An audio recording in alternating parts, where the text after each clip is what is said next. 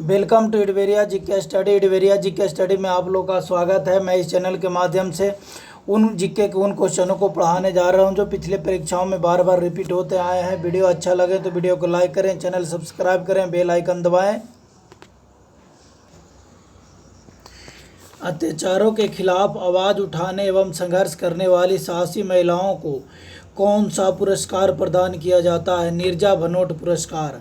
नीरजा भनोट पुरस्कार प्रदान किया जाता है। अत्याचारों के खिलाफ आवाज़ उठाने एवं संघर्ष करने वाली साहसी महिलाओं को नीरजा भनोट पुरस्कार प्रदान किया जाता है। सांस्कृतिक नेताओं को अपनी सभाओं में जोड़ने के लिए निम्नलिखित में से कौन एक क्रिस्टल पुरस्कार प्रदान करता है? विश्व आर्थिक मंच। विश्व आर्थिक मंच।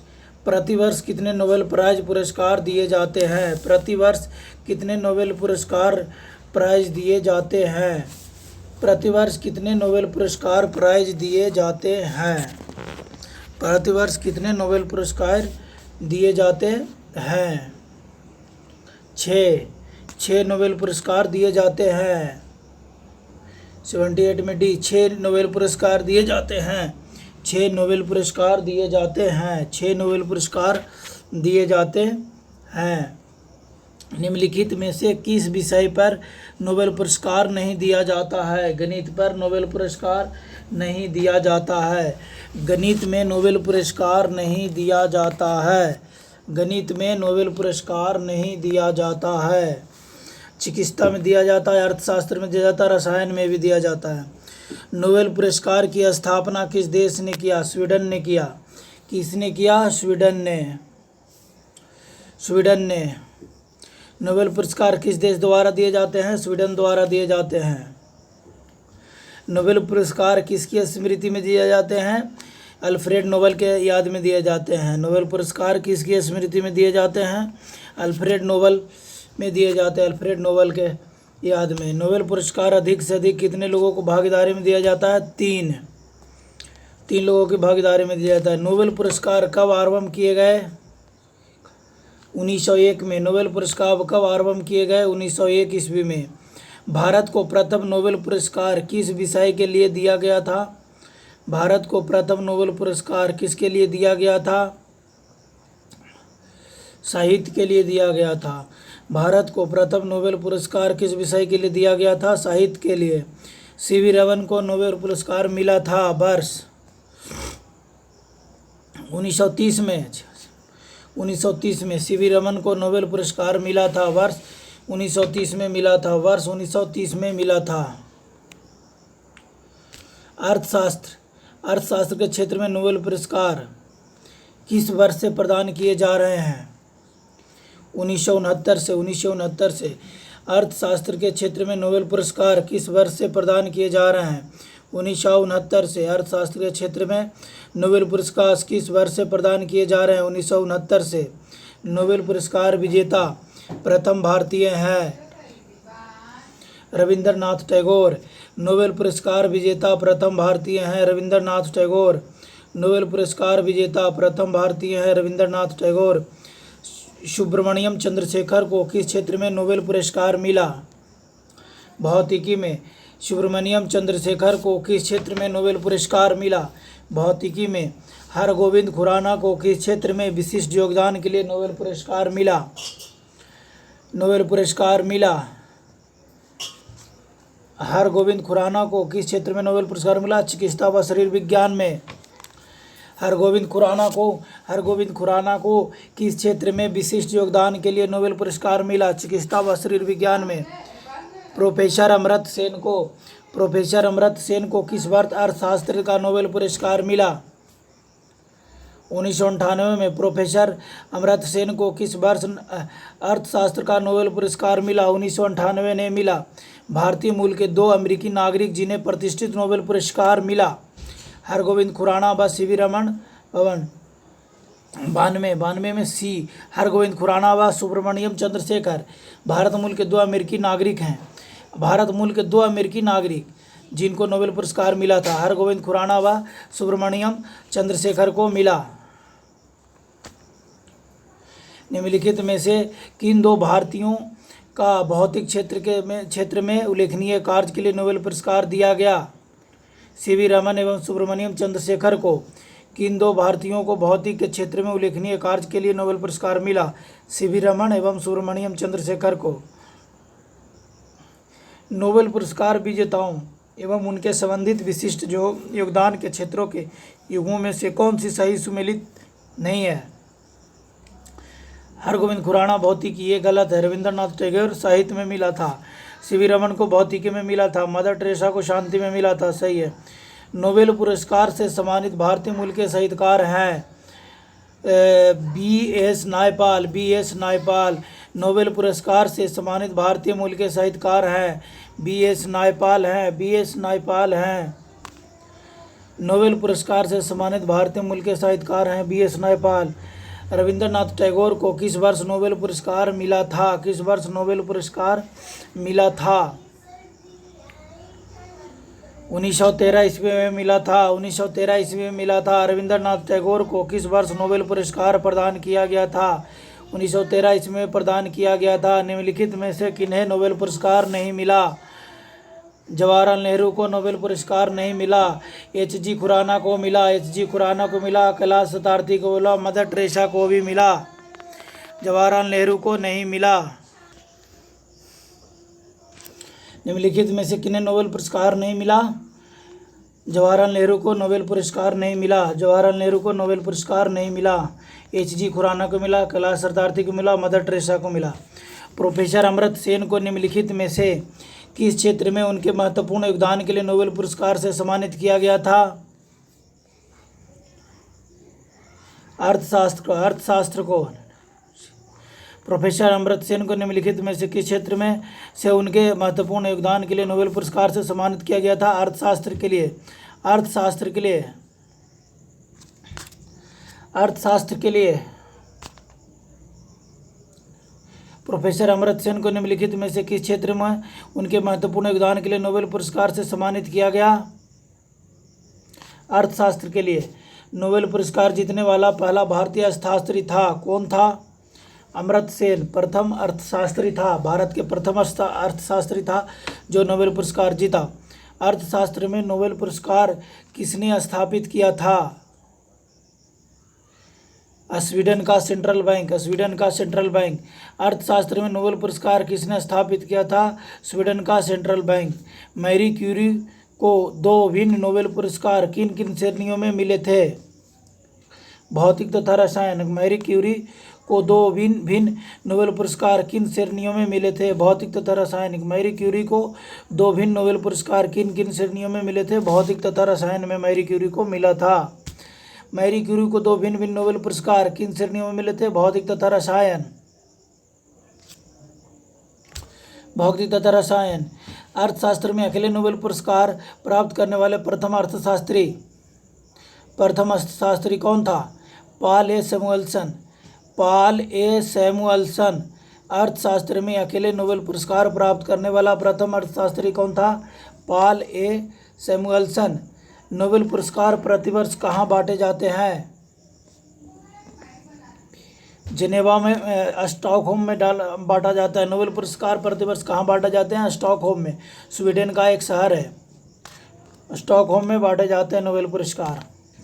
किस अर्थशास्त्री को वर्ष 1998 में गरीबी और अकाल पर किए गए उसके अध्ययनों के लिए अर्थशास्त्र का नोबेल पुरस्कार प्रदान किया गया? अमर्त्य सेन। किस अर्थशास्त्री को वर्ष 1998 में गरीबी और अकाल पर किए गए उसके अध्ययनों के लिए अर्थशास्त्र का नोबेल पुरस्कार प्रदान किया गया? अमर्त्य सेन को। सीवी रमन को किस क्षेत्र में कार्य करने के लिए नोबेल पुरस्कार दिया गया था? प्रकाश परिकर्णन के क्षेत्र में। प्रकाश परिकर्णन के क्षेत्र में। नोबेल पीस प्राइज, नोबेल शांति पुरस्कार प्राप्त करने वाला प्रथम भारतीय कौन था? Mother Teresa. Nobel peace prize, Nobel शांति पुरस्कार प्राप्त करने वाला प्रथम भारतीय कौन है? Mother Teresa. Nobel peace prize, Nobel शांति पुरस्कार प्राप्त करने वाला प्रथम भारतीय मदर टेरेसा। कौन सा पुरस्कार वैकल्पिक नोबेल पुरस्कार के नाम से जाना जाता है? राइट लिवलीहुड पुरस्कार। राइट लिवलीहुड पुरस्कार को वैकल्पिक पुरस्कार भी बोला जाता है। भारत रत्न और अन्य राष्ट्रीय सम्मान का आरंभ कब हुआ? 1954 में हुआ, 1954 में हुआ। भारत रत्न और अन्य राष्ट्रीय सम्मान का आरंभ कब हुआ? 1954 में हुआ। भारत रत्न से विभूषित प्रथम विभूति है डॉक्टर एस राधाकृष्णन। भारत रत्न से विभूषित प्रथम विभूति हैं डॉक्टर एस राधाकृष्णन। भारत रत्न से विभूषित प्रथम विभूति हैं डॉक्टर एस राधाकृष्णन। मरणोपरांत प्रथम भारत रत्न किन्हें दिया गया? लाल बहादुर शास्त्री को। मरणोपरांत प्रथम भारत रत्न किन्हें दिया गया? लाल बहादुर शास्त्री को। भारत रत्न से विभूषित प्रथम विदेशी है खान अब्दुल गफ्फार खां। भारत रत्न से विभूषित प्रथम विदेशी है खान अब्दुल गफ्फार खां। भारत रत्न से विभूषित प्रथम विदेशी हैं खान अब्दुल गफ्फार खां, जिसको फ्रंटियर गांधी के नाम से भी जाना जाता है। देश के सर्वोच्च नागरिक सम्मान भारत रत्न से सम्मानित होने वाला प्रथम विदेशी हैं। कौन विदेशी हैं प्रथम? बी का डॉक्टर नेल्सन मंडेला। देश के सर्वोच्च नागरिक सम्मान भारत रत्न से सम्मानित होने वाले प्रथम पूर्णतः विदेशी व्यक्ति doctor Nelson Mandela. Doctor Nelson Mandela Bharat के एकमात्र नेता जिन्हें संघीय गृह मंत्री के पद पर रहते हुए भारत रत्न से सम्मानित किया गया। वल्लभ भाई पटेल को भारत के एकमात्र नेता जिन्हें संघीय गृह मंत्री के पद पर रहते हुए भारत रत्न से सम्मानित किया गया। सरदार वल्लभ भाई पटेल। किस विदेशी नागरिक को भारत रत्न सम्मान प्रदान किया गया? नेल्सन मंडेला को। नेल्सन मंडेला ऐसी विदेशी नागरिक थी, महिला थी, जिसको भारत रत्न सम्मानित किया गया। भारत रत्न का डिजाइन किस वृक्ष के पत्ते की तरह बनाया गया है? पीपल का वृक्ष। भारत रत्न का डिजाइन किस वृक्ष के पत्ते की तरह बनाया गया है? पीपल का वृक्ष। भारत रत्न का डिजाइन किस वृक्ष के पत्ते की तरह बनाया गया है? पीपल का वृक्ष। निम्न में से भारत रत्न पाने वाला पहला संगीतकार कौन था? एम.एस. सुब्बालक्ष्मी। निम्न में से भारत रत्न पाने वाला पहला संगीतकार कौन था? एम.एस. सुब्बालक्ष्मी। निम्नलिखित में से भारत रत्न पाने वाला कौन है? इनमें सभी है। सचिन तेंदुलकर, अटल बिहारी वाजपेयी, लता मंगेशकर, सबको भारत रत्न मिला है। अटल बिहारी वाजपेयी, लता मंगेशकर और सचिन तेंदुलकर को भी सभी को मिला है भारत रत्न। प्रथम भारत रत्न सम्मान किसे मिला? सी.वी. रमन को। प्रथम भारत रत्न सम्मान किसे मिला? सी.वी. रमन को मिला।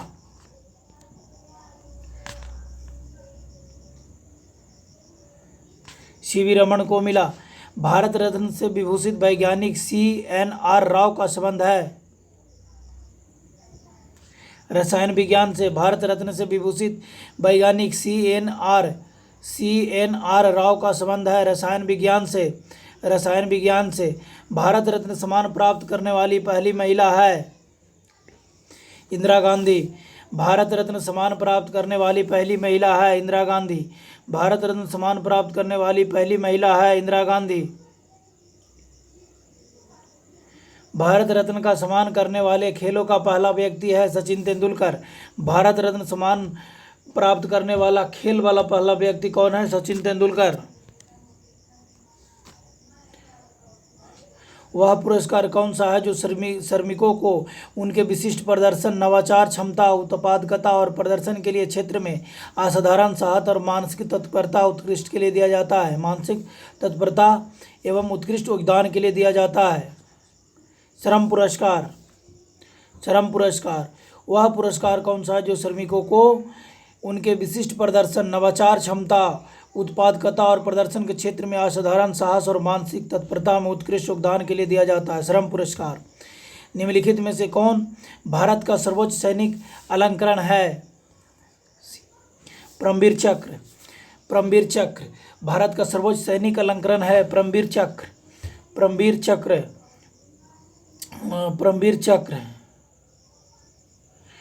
निम्नलिखित में से कौन भारत का सर्वोच्च सैनिक अलंकरण है? अशोक चक्र नहीं, कीर्ति चक्र नहीं, महावीर चक्र नहीं, परमवीर चक्र सबसे ऊंचा सैनिक अलंकरण है। निम्नलिखित में से गोल्डमैन पुरस्कार किससे संबंधित है? गोल्डमैन पुरस्कार पर्यावरण। गोल्डमैन पुरस्कार किससे संबंधित है? पर्यावरण से। गोल्डमैन पुरस्कार किससे संबंधित है? पर्यावरण से। जीडी गोयनका पुरस्कार, जीडी गोयनका पुरस्कार के निर्माण और कारण को आगे बढ़ाने में व्यक्तियों द्वारा किए गए योगदान की पहचान करने के लिए स्थापित किया गया था। पत्रकारिता को जीडी गोयनका पुरस्कार के निर्माण और कारण को आगे बढ़ाने में व्यक्तियों द्वारा किए गए योगदान की पहचान करने के लिए स्थापित किया गया था। पत्रकारिता को आगे बढ़ाने के लिए स्थापित किया गया था जीडी गोयनका पुरस्कार। पत्रकारिता मीडिया को आगे बढ़ाने के लिए किया गया था। निम्नलिखित में से कौन सा विश्व का सर्वोच्च पर्यावरण संरक्षण पुरस्कार है? 124 का भी गोल्डन पांडा पुरस्कार। निम्नलिखित में कौन विश्व का सर्वोच्च पर्यावरण संरक्षण पुरस्कार है? पर्यावरण संरक्षण का गोल्डन पांडा पुरस्कार। गोल्डन पांडा पुरस्कार। कौन सा पुरस्कार समान केवल रक्षा कर्मचारियों को दिया जाता है? भारत रत्न नहीं, द्रोणाचार्य पुरस्कार नहीं, कलिंग पुरस्कार नहीं, अशोक चक्र। अशोक चक्र सिर्फ सैन्य कर्मियों को दिया जाता है, रक्षा कर्मियों को दिया जाता है अशोक चक्र। वीडियो अच्छा लगे होंगे तो वीडियो को लाइक करें, चैनल सब्सक्राइब करें, बेल आइकन दबाएं, उन भाइयों तक शेयर करें जो प्रतियोगी परीक्षाओं की तैयारी कर रहे हैं।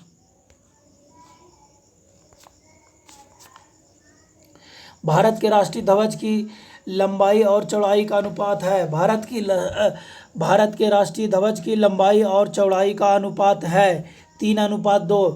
3:2 है। लंबाई और चौड़ाई का 3:2 है। भारत के राष्ट्रीय ध्वज की चौड़ाई और लंबाई का अनुपात 2:3 है। 2:3 समझना। यहाँ पर लंबाई और चौड़ाई का अनुपात होगा तो चौड़ाई कम है इसलिए 2 है, और लंबाई ज़्यादा होती है इसलिए 3 है।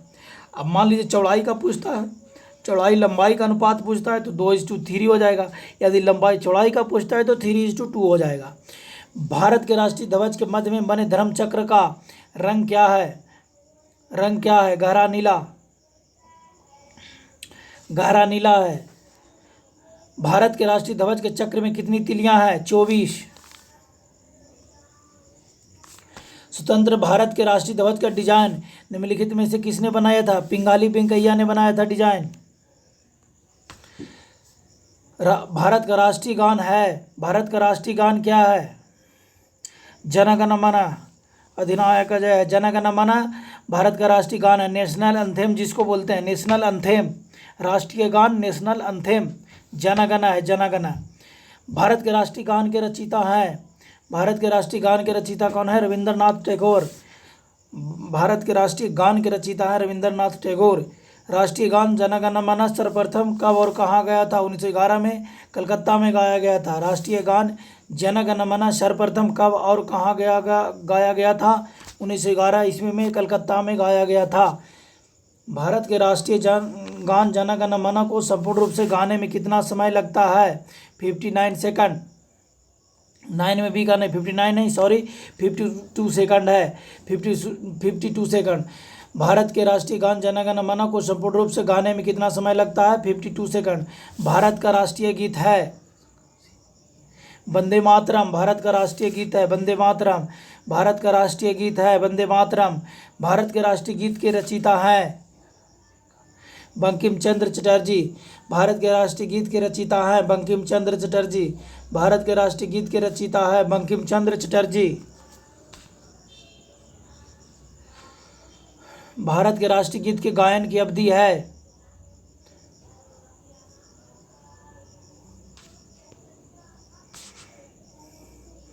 भारत के राष्ट्रीय गीत के गायन की अवधि है?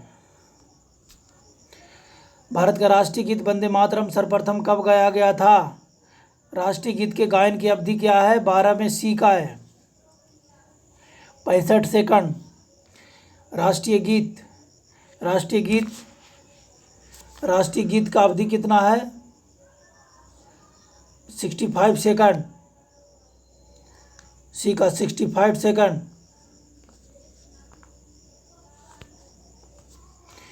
65 सेकंड है। भारत का राष्ट्रीय गीत है, भारत का राष्ट्रीय गीत है, भारत का राष्ट्रीय गीत वंदे मातरम। भारत का राष्ट्रीय गीत क्या है? वंदे मातरम। भारत का राष्ट्रीय गीत वंदे मातरम है। भारत के राष्ट्रीय गीत के रचयिता है बंकिम चंद्र चटर्जी। भारत के राष्ट्रीय गीत के रचयिता कौन है? बंकिम चंद्र चटर्जी। भारत के राष्ट्रीय गीत गायन की अवधि है, भारत के राष्ट्रीय गीत के रचयिता है बंकिम चंद्र चटर्जी। बंकिम चंद्र चटर्जी भारत के राष्ट्रीय गीत के रचयिता हैं बंकिम चंद्र चटर्जी। भारत का राष्ट्रीय गीत है वंदे मातरम। भारत के राष्ट्रीय गीत है वंदे मातरम।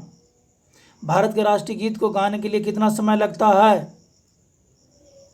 भारत के राष्ट्रीय गीत को गाने के लिए कितना समय लगता है? 65 सेकंड लगता है। राष्ट्रीय गीत जो वंदे मातरम है उसको गाने के लिए 65 सेकंड लगता है, 65 सेकंड। भारत का राष्ट्रीय गीत वंदे मातरम सर्वप्रथम कब गाया गया? 1896 में। भारत का राष्ट्रीय गीत वंदे मातरम सर्वप्रथम कब गाया गया? 1896 में। भारत का राष्ट्रीय गीत वंदे मातरम किस ग्रंथ से संकलित है? आनंद मठ से। भारत का राष्ट्रीय गीत वंदे मातरम किस ग्रंथ से संकलित है? आनंद मठ से लिया गया है, आनंद मठ से संकलित है। आकाशवाणी और दूरदर्शन के दैनिक कार्यक्रमों की शुरुआत किससे होती है? राष्ट्रीय गीत से। राष्ट्रीय गीत से। आकाशवाणी और दूरदर्शन के दैनिक कार्यक्रमों की शुरुआत किससे होती है? राष्ट्रीय गीत से। सारनाथ स्थित राष्ट्रीय स्तंभ का कौन सा भाग राष्ट्रीय प्रतीक चिन्ह के रूप में लिया गया है? शीर्ष भाग। सारनाथ स्थित राष्ट्रीय स्तंभ का कौन सा भाग राष्ट्रीय प्रतीक चिन्ह के रूप में लिया गया है? शीर्ष भाग। भारत के राष्ट्रीय प्रतीक में निम्नलिखित में से कौन सा पशु दृष्टिगत नहीं है? हिरण। भारत के राष्ट्रीय प्रतीक में निम्नलिखित में से कौन सा पशु दृष्टिगत नहीं है? हिरण।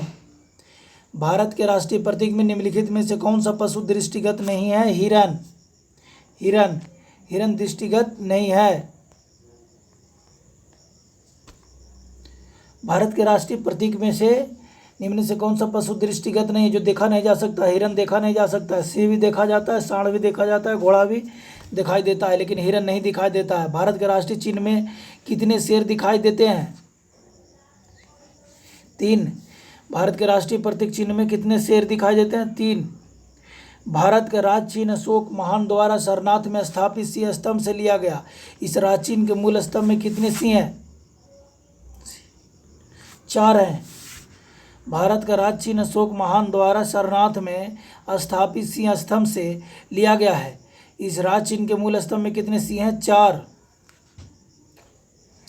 भारत के राष्ट्रीय संपद के रूप में किस संपद को मान्यता प्रदान किया गया है? शक संपद को। जिसमें भी शक संपद को। शक संपद पर आधारित राष्ट्रीय पंचांग प्रथम मास होता है चैत। शक संपद पर आधारित राष्ट्रीय पंचांग अंतिम मास होता है फागुन। भारत का राष्ट्रीय पशु है बाघ। बाघ से पूर्व भारत का राष्ट्रीय पशु था 24 में सिंह था। बाघ से पूर्व भारत का राष्ट्रीय पशु था सिंह। बाघ से पूर्व भारत का राष्ट्रीय पशु था क्या? सिंह। भारत का राष्ट्रीय पक्षी है मोर, मयूर। भारत का राष्ट्रीय आदर्श वाक्य है सत्यमेव जयते। राष्ट्रीय आदर्श वाक्य क्या है? सत्यमेव जयते। वीडियो अच्छा लगे होंगे तो वीडियो को लाइक करें, चैनल सब्सक्राइब करें, बेल आइकन दबाएं, उन भाइयों तक शेयर करें जो प्रतियोगी परीक्षाओं की तैयारी कर रहे हैं। धन्यवाद।